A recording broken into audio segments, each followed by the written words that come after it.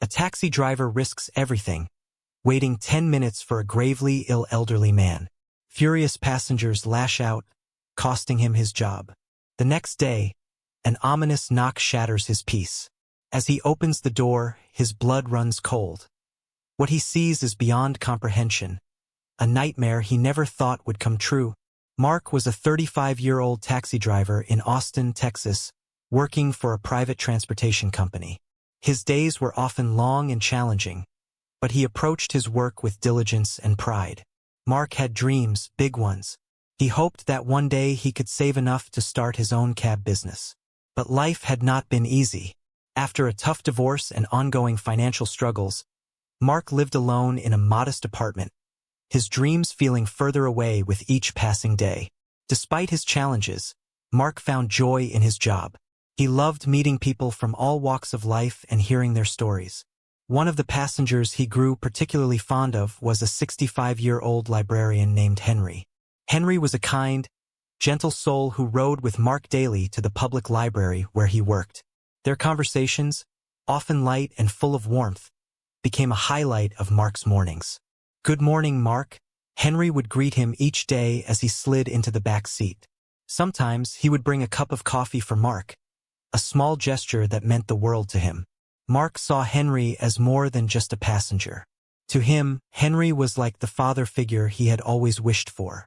Mark's actual father had been distant and absent for much of his life, leaving a void that Henry seemed to fill with his gentle humor and words of wisdom. Over time, they developed a bond that went beyond the typical driver-passenger relationship. One crisp morning, Mark began his usual routine. Rising early, he grabbed a quick breakfast and headed out to start his shift. His route was familiar, a predictable pattern that gave him comfort. After picking up a few passengers, he drove to Henry's regular pickup spot. He expected to see Henry waiting with his usual calm demeanor, but today was different. The bench where Henry always sat was empty. Mark frowned. "That's strange," he muttered to himself, glancing at the clock. Henry was never late. A few passengers in the back seat grew restless. "Are we leaving or what?" one of them barked impatiently. "Just give me a moment," Mark replied, trying to mask his concern. Something didn't feel right. He decided to wait. 5 minutes passed, then another 5. The passengers began to grumble louder. "We're going to be late. You can't just sit here," another passenger complained. Mark clenched the steering wheel. He didn't like upsetting his customers, but something in his gut told him to stay.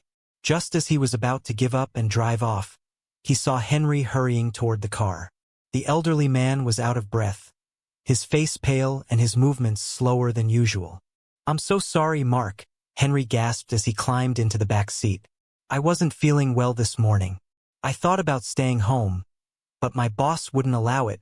Mark glanced at him through the rearview mirror, concern evident in his eyes. "You don't look well, Henry. Maybe you should take the day off." Henry waved him off with a weak smile. "It's just a little chest tightness. I'll be fine." The murmurs of discontent from the other passengers didn't escape Mark's notice, but he ignored them. "Don't worry about the coffee today," Henry added apologetically. "I didn't have time." "Forget the coffee, Henry. I'm just glad you made it," Mark replied with genuine relief. He resumed driving, dropping each passenger at their respective destinations. The complaints had been noted, but Mark brushed them off, focusing instead on Henry's well-being. Once he dropped Henry at the library, Mark couldn't shake the worry that lingered in his mind. Little did he know, his decision to wait for Henry had consequences. By the time he returned to the company office later that day, his supervisor, Mr. Tanner, was waiting for him with a stern expression. "Mark, I've had several complaints about you this morning," Mr. Tanner began, his tone sharp. "Passengers reported you delayed the trip by 10 minutes for one individual. Care to explain?" Mark sighed. "I was waiting for Henry. He's one of our regulars and he wasn't feeling well. I thought—" "You thought?" Mr. Tanner interrupted. "You don't get paid to think, Mark. You get paid to drive. Those passengers had places to be, and you cost them time." "I understand, but it was only 10 minutes, Mark argued. "And 10 minutes can mean a lot to someone running late," Mr. Tanner shot back. You're suspended for a week without pay. Use this time to consider whether you're committed to this job. Mark opened his mouth to protest but stopped himself. He knew it was pointless. Defeated, he nodded and walked out of the office. That evening, Mark sat alone in his small apartment, replaying the day's events in his mind. He didn't regret his choice to wait for Henry, but the weight of his suspension pressed heavily on him. A week without pay meant he would struggle to cover his bills. He sighed, staring out the window at the darkening sky. What would he do now? Mark didn't know, but he had no idea that the decision he made that morning would soon change his life in ways he couldn't imagine. Mark spent the next 2 days in a haze, unsure of what to do. The small apartment he called home, usually his refuge, felt suffocating. He tried to focus on mundane tasks, laundry, cleaning, and budgeting his already tight finances, but his mind kept drifting back to his suspension. He hadn't told anyone about it, not even Henry. The shame of losing a week's pay because of a decision he stood by was hard to explain. But if there was one thing Mark didn't regret, it was waiting for Henry that morning. His concern for the kind librarian far outweighed the frustration of a few passengers. Still, the uncertainty of his situation gnawed at him. What if the company decided not to reinstate him after the suspension? On the second evening of his suspension, Mark sat on his worn-out couch, staring blankly at the television. The news played in the background, but he wasn't paying attention. The gentle hum of crickets outside was the only other sound breaking the silence of the night. Suddenly, a loud knock echoed through the room. Mark frowned, his pulse quickening. It was unusual for anyone to visit him, especially at this hour. He hesitated for a moment before rising from the couch and heading to the door. The moment he opened it, Mark's heart skipped a beat. 3 motorbikes were parked in front of his apartment, their headlights cutting through the darkness.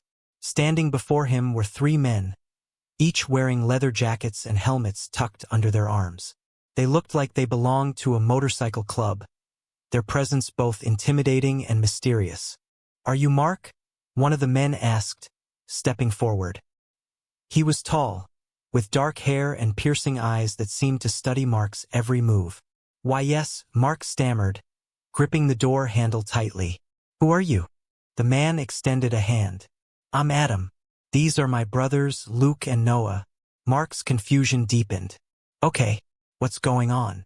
How do you know me?" Adam smiled faintly. "Our father is Henry. He's told us a lot about you." Mark blinked, the pieces slowly falling into place. "Henry? Wait, he's your father." Luke, the middle brother, nodded. "That's right. He mentioned you almost every time we talked. Said you're one of the kindest people he knows." Mark relaxed slightly but was still puzzled. "I don't understand. Why are you here?" Adam's expression softened. "When Dad didn't see you at the taxi stand these past 2 mornings, he got worried. He told us something was wrong, so we decided to check on you. Took a bit of asking around. But here we are." Mark felt a lump form in his throat. The fact that Henry had noticed his absence and gone out of his way to involve his sons touched him deeply. Thank you, but I'm fine. Just taking some time off work." Noah, the youngest brother, raised an eyebrow. "Time off? Or were you suspended?" Mark looked away, embarrassment washing over him. "Suspended," he admitted quietly, "for waiting too long at Henry's stop. Some passengers complained, and, well, here we are." The brothers exchanged glances, their expressions hardening. "You got suspended for helping our dad?" Adam asked, his voice tinged with disbelief. Mark shrugged. "It was only 10 minutes, but I guess it was enough to upset people. I don't regret it, though.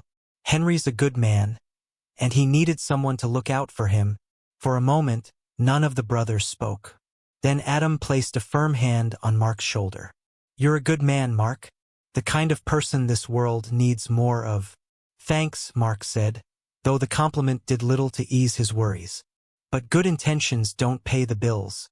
Luke smirked. "Maybe not, but we might be able to help with that." Mark looked at him, puzzled. "What do you mean?" Adam stepped in again, his tone serious. "We own a tech startup here in Austin. Small but growing fast. We've been working on a new app for ride-sharing services, something that could really change the game. We need someone with real experience in transportation, someone who understands drivers and customers alike. Mark's brow furrowed. And you think I can help? We don't think, Noah said with a grin. We know. Dad told us you've always wanted to start your own cab business. This might not be the same, but it's close enough. We'd like to offer you a job as our operations manager. Mark stared at them, stunned. Me? An operations manager? I don't even know the first thing about tech startups. That's the beauty of it, Adam said. You don't have to. We'll handle the tech side. You'd be in charge of ensuring the system works for drivers and customers. You'd be the bridge between our ideas and the real world. The offer was overwhelming, almost too good to be true. Mark hesitated. Why me? You don't even know me. We know enough, Luke said. You waited 10 minutes for an old man who needed help, even when it cost you your job. That tells us everything we need to know about your character. Mark's throat tightened as emotion welled up inside him. He thought of all the times he had doubted his worth, all the moments when life had felt like an uphill battle.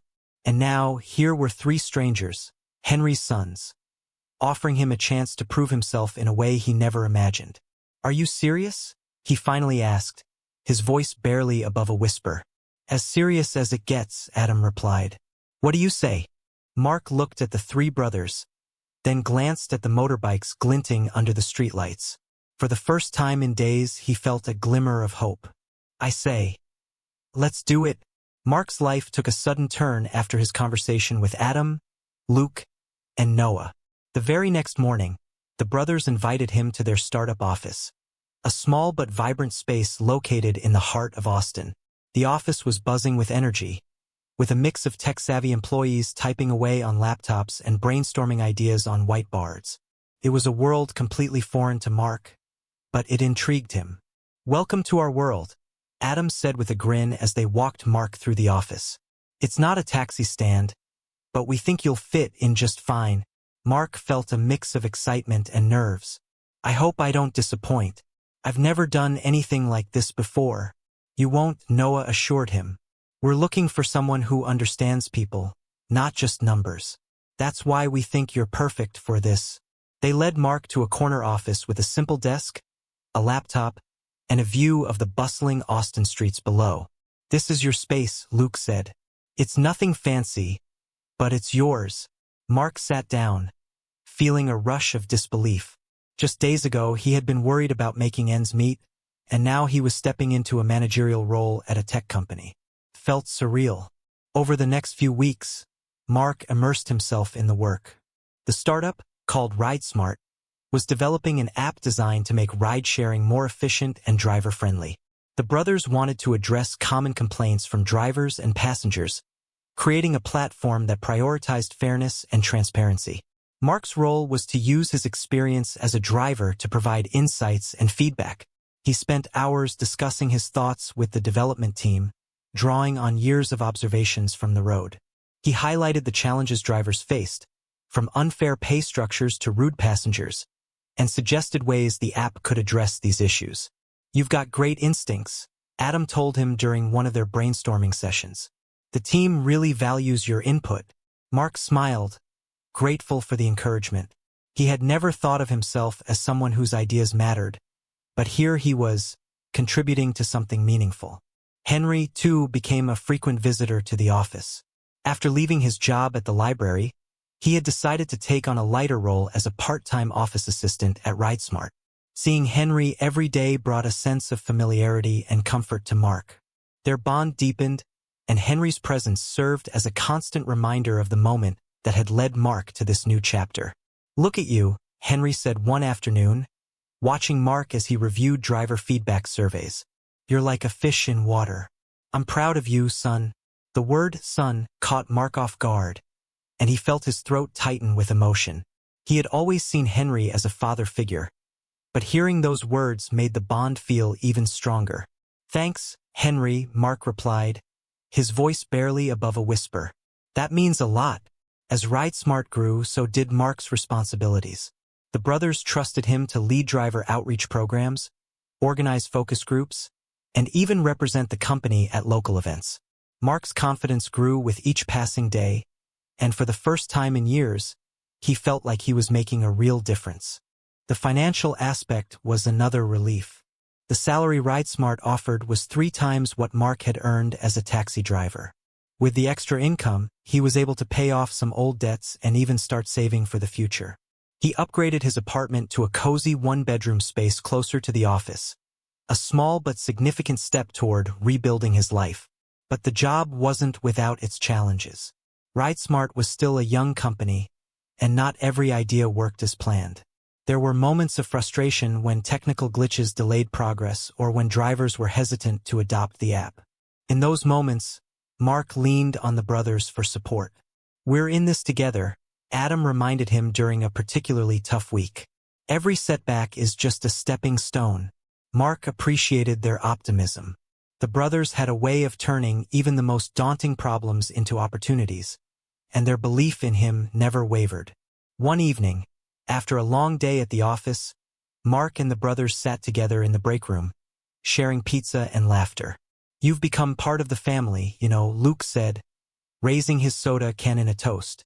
Mark chuckled. "I feel like I've hit the jackpot. I never imagined things would turn out like this." Noah grinned. "It's funny how life works, isn't it? Sometimes, getting knocked down is just the setup for something better." Mark nodded, reflecting on those words. He thought back to the day of his suspension, how hopeless he had felt sitting alone in his apartment. If someone had told him then that he'd be sitting here now, working alongside incredible people, earning a good living, and feeling like he belonged, he wouldn't have believed them. As the evening wore on, Mark felt a sense of peace he hadn't experienced in years. He had found a purpose, a community, and a family. But he also knew this was just the beginning. The road ahead was still uncertain, and challenges would continue to arise. Still, as he walked home that night under the Austin skyline, Mark couldn't help but feel grateful. Life had a way of surprising you when you least expected it. And for the first time in a long time, Mark was ready for whatever came next. Months turned into a year, and Mark's life blossomed in ways he never thought possible. RideSmart, the tech startup he had joined, became a growing success in Austin. The app gained traction among both drivers and passengers, thanks in no small part to Mark's insights and dedication.